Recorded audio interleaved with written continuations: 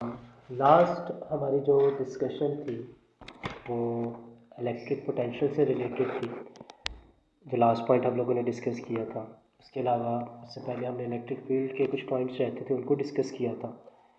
और आज हम इस चैप्टर के लास्ट टॉपिक को डिस्कस करना स्टार्ट करेंगे।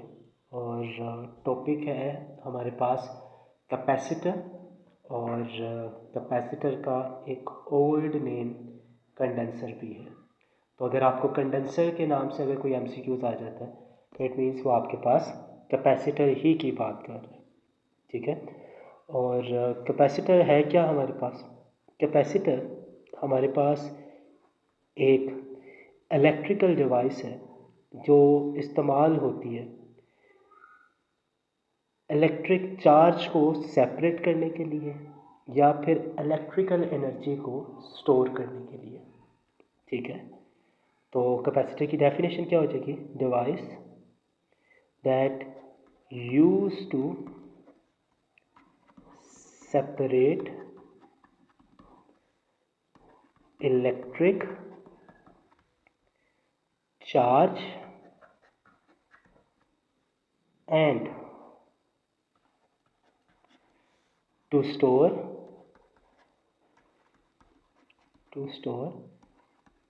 electrical energy,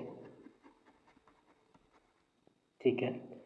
और जब भी कोई डिवाइस के बारे में हम डिस्कस करते हैं तो आपको उसके वर्किंग प्रिंसिपल का लाजमी पता होना चाहिए। तो वर्किंग प्रिंसिपल की अगर हम बात करें तो बच्चों हमारे पास इसका जो वर्किंग प्रिंसिपल है वो याद रखिएगा, वो है इलेक्ट्रोस्टैटिक्स, ठीक है। और अगर आप बात करते हैं सिंबल की कि अगर हम सर्किट डायग्राम बना रहे हैं तो कैपेसिटर के लिए किस तरह का सिंबल इस्तेमाल किया जाएगा। तो बच्चों अगर आपके पास सिंबल कुछ इस तरह का बना हुआ मीन्स ये आपके पास दो प्लेट्स दिखाई हुई हैं, तो आपके पास इस तरह के सिंबल का मतलब होता है कि ये आपके पास एक फिक्स कैपेसिटर है, ठीक है। और अगर दो पैरेलल लाइंस दिखा के इस तरह से एक एरो का सिंबल लगाया हुआ है साथ उसमें, तो इट मीन्स आपके पास वेरिएबल कैपेसिटर है, मीन्स जिसकी कैपेसिटेंस को आप कम या ज़्यादा कर सकते हैं। और अगर आपके पास सिंबल कुछ इस तरह का बना हुआ है, एक लाइन कर्व्ड है आपके पास, तो ये आपके पास रिप्रेजेंट करता है पोलराइज्ड कैपेसिटर को, ठीक है। तो ये किसका सिंबल है हमारे पास? एक पोलराइज्ड कैपेसिटर का सिंबल है। चौथी चीज़ आपके पास इसकी कंस्ट्रक्शन आ जाती है, और यहाँ पर हम लोग डिस्कस करेंगे construction of parallel plate capacitor, ठीक है। और अगर आप पैरेलल प्लेट कैपेसिटर की कंस्ट्रक्शन को देखें तो जो पैरेलल प्लेट कैपेसिटर होते हैं ये आपके पास कंसिस्ट करता है दो मेटेलिक प्लेट्स पर, ठीक है, जिनको एक सोर्स ऑफ पोटेंशियल के साथ कनेक्ट किया हुआ होता है, और इसके दरमियान हम लोगों ने कोई मीडियम भी प्लेस किया हुआ होता है। तो कंस्ट्रक्शन की अगर आप बात करें तो कंस्ट्रक्शन क्या होगी? कंस्ट्रक्शन में पहली चीज़ जो है वो आपके पास है कंडक्टिंग प्लेट्स।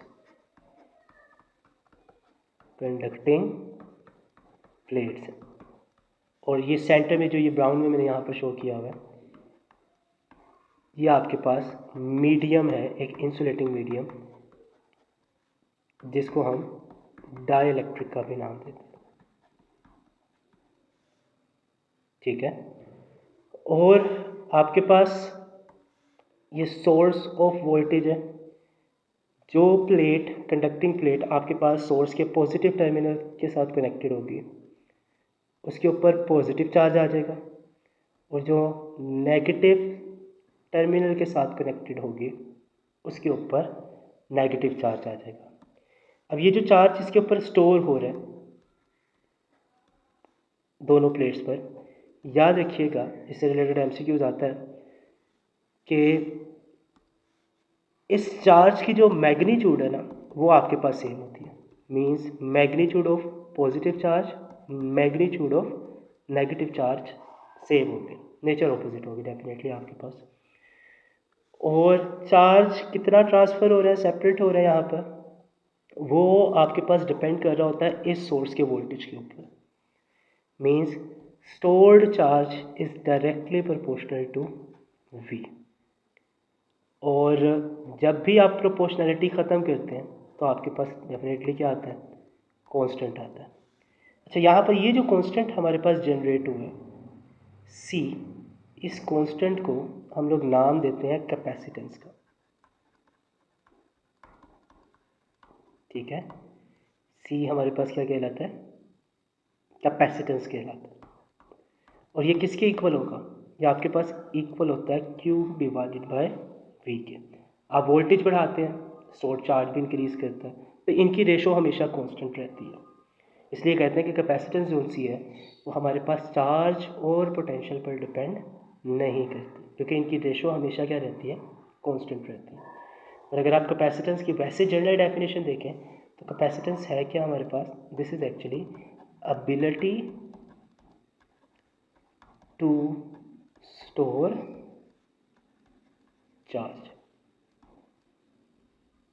ठीक है, एबिलिटी टू स्टोर चार्ज। और जो मोस्ट कॉमन क्वेश्चन इसके बारे में पूछा जाता है वो इसके डिपेंडिंग फैक्टर है या इसकी डिपेंडेंस है कि ये किन फैक्टर्स के ऊपर डिपेंड करती है। और अगर आप डिपेंडेंस की बात करें तो ये आपके पास डिपेंड करती है ज्योमेट्री ऑफ कैपेसिटर पर, या आपके पास जो कैपेसिटर की प्लेट्स है उसकी ज्योमेट्री कैसी है, उसकी शेप कैसी है। ठीक है, दूसरी चीज़ जिसके ऊपर ये डिपेंड करती है वो है बच्चों हमारे पास मीडियम बिटवीन प्लेट्स। डाइलेक्ट्रिक जो आपने प्लेस की है उसके ऊपर डिपेंड कर रही होती है, मीडियम बिटवीन प्लेट्स। तीसरी चीज़ जिसके ऊपर ये हमारे पास डिपेंड कर रही होती है वो है आपके पास कॉन्टैक्ट एरिया, या फिर आप इसको कह लें फेसिंग एरिया ऑफ प्लेट्स। इसके मीनिंग्स क्या हैं कि जैसे देखो फॉर एग्जांपल मेरे पास ये दो प्लेट्स है कैपेसिटर की, एक प्लेट के साइज़ को मैं बढ़ा देता हूँ, एक प्लेट के साइज़ को मैं कम कर देता हूँ। तो साइज़ ऑफ प्लेट इंक्रीज़ करने से आपके पास कैपेसिटेंस नहीं इंक्रीज़ करेगी। कैपेसिटेंस एक्चुअली डिपेंड कर रही होती है कि ये फेसिंग एरिया कितना है। तो अगर आप दोनों प्लेट्स का साइज़ इंक्रीज़ करते हैं तब तो कैपेसिटेंस इंक्रीज़ करेगी, लेकिन अगर दोनों में से एक का इंक्रीज़ करते हैं तो आपके पास इंक्रीज़ नहीं करेगी। और चौथा फैक्टर जिसके ऊपर कैपेसिटेंस डिपेंड करती है वो है distance between plates. Distance between plates, क्या आपके पास प्लेट्स के दरमियान डिस्टेंस कितना है। और इसका जो फॉर्मूला होता है हमारे पास कैपेसिटेंस का वो आपके पास क्या है, सी। अगर वैक्यूम है मीन्स कोई मीडियम प्लेस नहीं किया गया तो आपके पास फॉर्मूला होगा epsilon naught A divided by D. और अगर आपके पास डाइलेक्ट्रिक मौजूद है तो उस वक्त इसका फॉर्मूला होगा epsilon R epsilon naught A divided by D. और इस फॉर्मूला को अगर आप रीअरेंज करते हैं जैसे सी मीडियम एप्सिलॉन आर ब्रैकेट में आपके पास सी वैक्यूम बन जाएगा। तो यहाँ से आप एप्सिलॉन आर की डेफिनेशन भी कर सकते हैं कि ये आपके पास इक्वल होती है ratio between C medium to C vacuum. ठीक है, और याद रखिएगा कि आपके पास जो कैपेसिटर की कैपेसिटेंस है इसको मैं नोट की शक्ल में लिख देता हूँ यहाँ पर, ये फेसिंग एरिया पे डिपेंड करती है, थिकनेस से इंडिपेंडेंट होती है। इसको मेंशन करने का मकसद सिर्फ और सिर्फ इतना है क्योंकि इससे रिलेटेड क्वेश्चन पूछा जा चुका है तो मैं इसलिए यहाँ पर मेंशन कर रहा हूँ। तो नोट किया आपके पास कि जो सी है मींस कैपेसिटेंस, ये आपके पास इंडिपेंडेंट होती है किससे, independent of thickness of plates. Thickness, उसके अलावा पोटेंशियल एंड चार्ज, इनसे इंडिपेंडेंट होती है। ठीक है, थिकनेस यहाँ पर ऑफ प्लेट्स,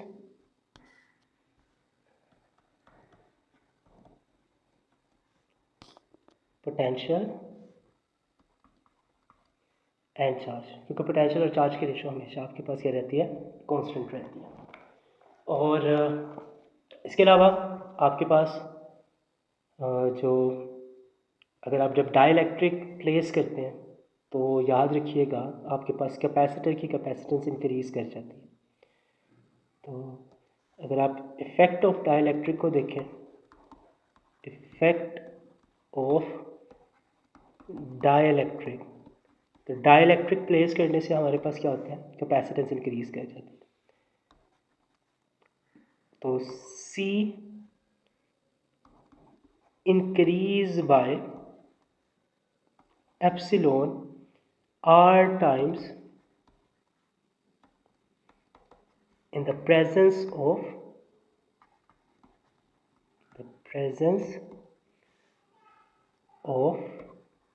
डाइलेक्ट्रिक। ठीक है, और उसके इंक्रीज करने की रीज़न क्या है, अगर आप रीज़न को देखो तो रीज़न हमारे पास होती है electric polarisation.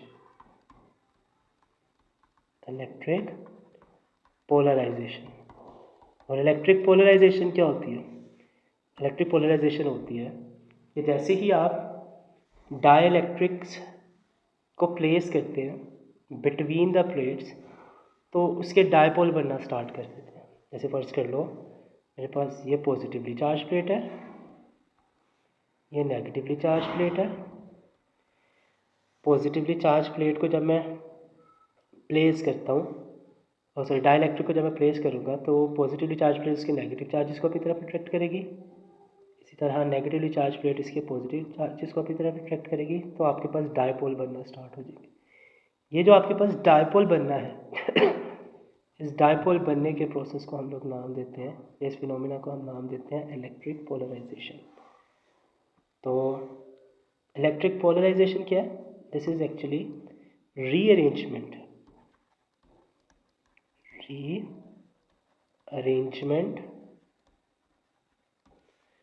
of dipoles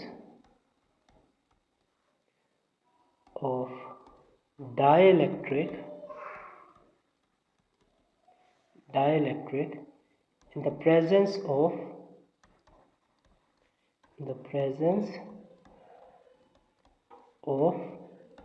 electric field. ये जो आपके पास रीअरेंजमेंट है इसको हम नाम देते हैं इलेक्ट्रिक पोलराइजेशन का। अब इससे रिलेटेड ना दो तरह से क्वेश्चंस पूछे जाते हैं। ठीक है, क्या आपके पास डेफिनेटली मीडियम प्लेस करने से हमें ये तो पता चल गया कि कैपेसिटेंस ने इंक्रीज करना है। ठीक है,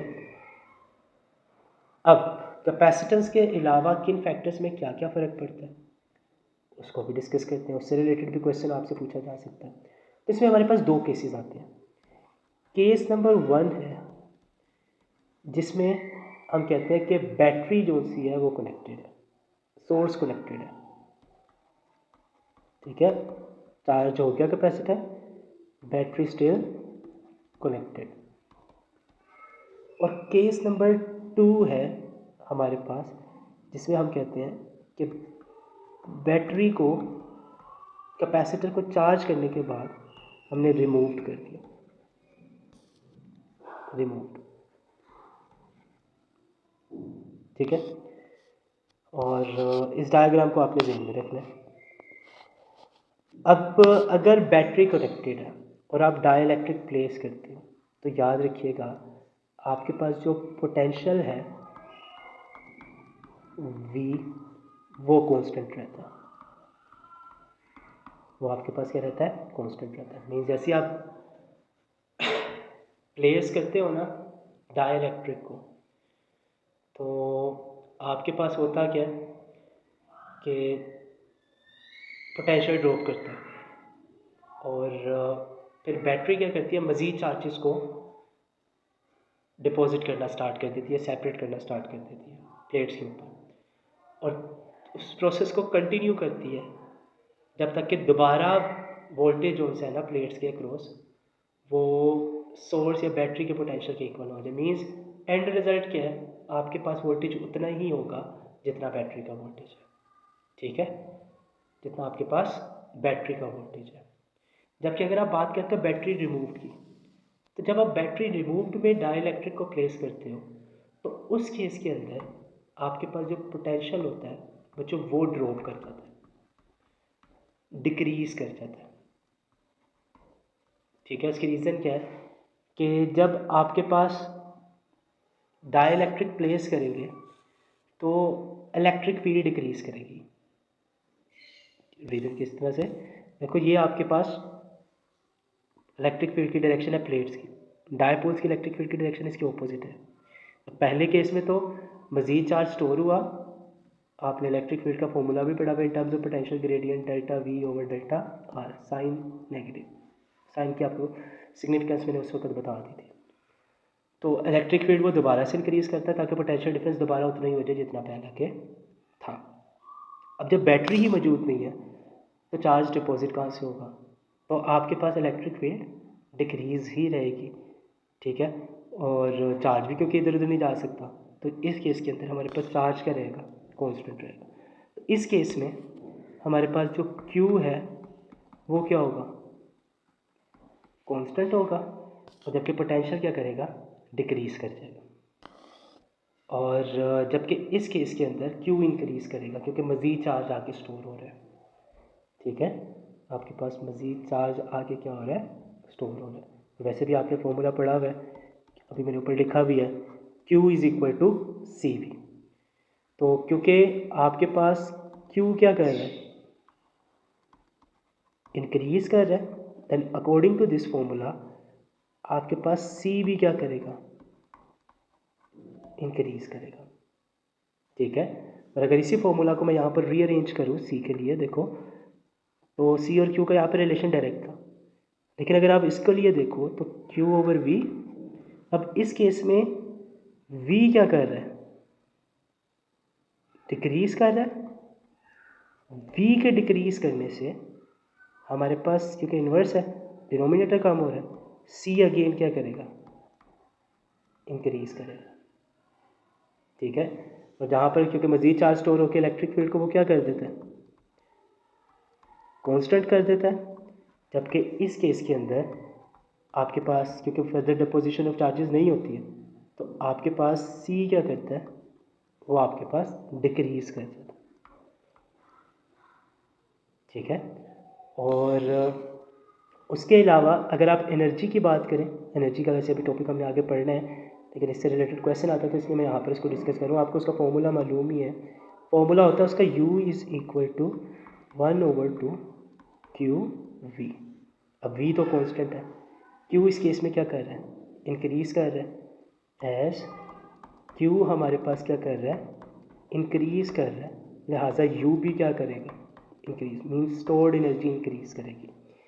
और जबकि अगर इस केस में देखो तो U is equal to 1/2 Q V, और इस केस में क्योंकि V डिक्रीज़ कर रहा है लिहाजा आपके पास U भी क्या करेगा, डिक्रीज़ करेगा। मीन्स जब बैटरी कनेक्टेड नहीं है तो इलेक्ट्रिकल एनर्जी डिक्रीज़ करेगी, जब बैटरी कनेक्टेड थी तो आपके पास इलेक्ट्रिकल एनर्जी क्या कर रही थी, इंक्रीज़ कर रही थी। तो इसको आपने याद रखना, ठीक है। इससे रिलेटेड इन तमाम फैक्टर से रिलेटेड आपको MCQs आते हैं। और इसके बाद हम डिस्कस करेंगे एनर्जी स्टोर्ड को, लेकिन एनर्जी स्टोर्ड को डिस्कस करने से पहले आपको कैपेसिटेंस का यूनिट भी पता होना ज़रूरी है। तो याद रखिएगा कि जो कैपेसिटेंस है इसका जो यूनिट होता है वो होता है हमारे पास फैरेड, जिसको हम F से रिप्रेजेंट करते हैं। और ये इक्वल किसके होता है, चार्ज का unit coulomb, coulomb per volt के इक्वल होता है, ठीक है। वैसे किसके इक्वल होता है, कूलम पर वोल्ट के इक्वल होता है। और कैपेसिटेंस क्योंकि इसकी वैल्यूज़ बहुत कम होती है तो इसके कुछ सब यूनिट्स भी इस्तेमाल होते हैं, तो वो जो सब यूनिट्स हैं हमारे पास, उनमें जो मोस्ट कॉमनली इस्तेमाल होते हैं, एक आपके पास माइक्रो फैरेड है और एक आपके पास नैनो फैरेड है। तो ये इसके सब यूनिट है, जबकि एसआई यूनिट इसका ये इसका एसआई यूनिट है। ठीक है, तो ये आपके पास इससे रिलेटेड क्वेश्चन था। इसके अलावा आपके पास डिस्टेंस से रिलेटेड भी क्वेश्चन आते हैं, तो लास्ट पे जाके मैं उसका आपको एक टेबल बनवाता हूँ जिसमें तमाम पॉसिबल क्वेश्चंस को हम लोग डिस्कस कर लेंगे जो हमारे पास प्लेट्स के दरमियान डिस्टेंस से रिलेटेड आते हैं। अभी हम लोग डिस्कस करने लगे हैं एनर्जी स्टोर को। एनर्जी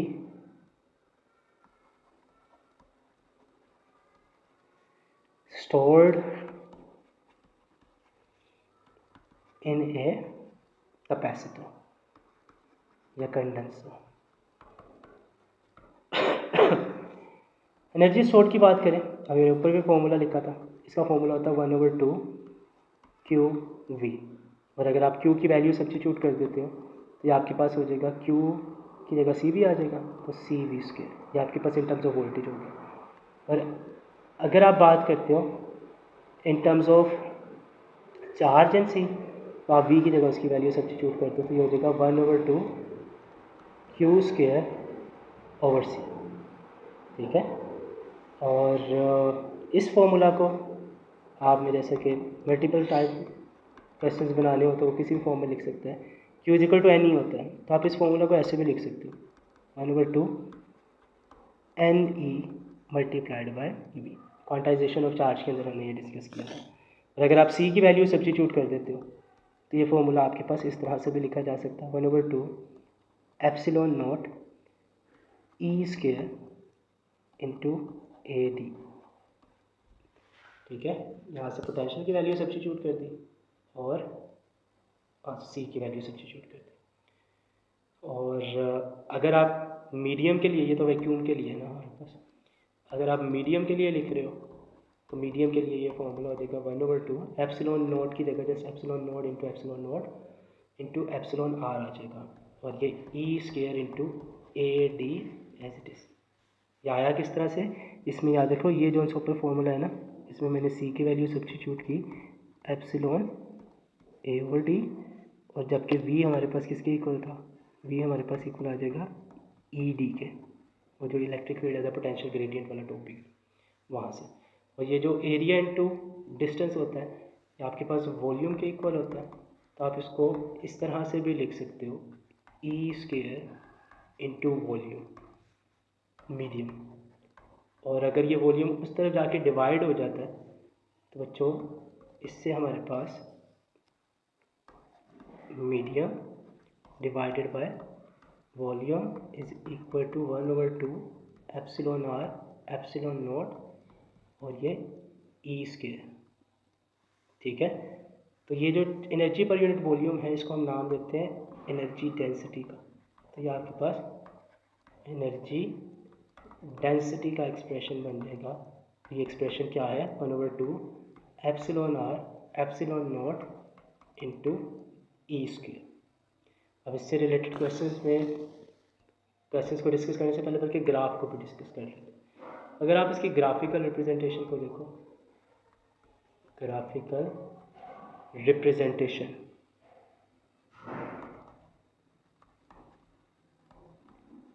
ग्राफिकल रिप्रेजेंटेशन की बात करें तो अगर हम ड्रॉ करते हैं ग्राफ को बिटवीन चार्ज एंड वोल्टेज, तो इनके दरमियान क्योंकि रिलेशन डायरेक्ट है तो आपके पास एक स्ट्रेट लाइन आएगी। अभी हम किसके दरमियान ग्राफ ड्रॉ कर रहे हैं, अभी हम ग्राफ ड्रॉ कर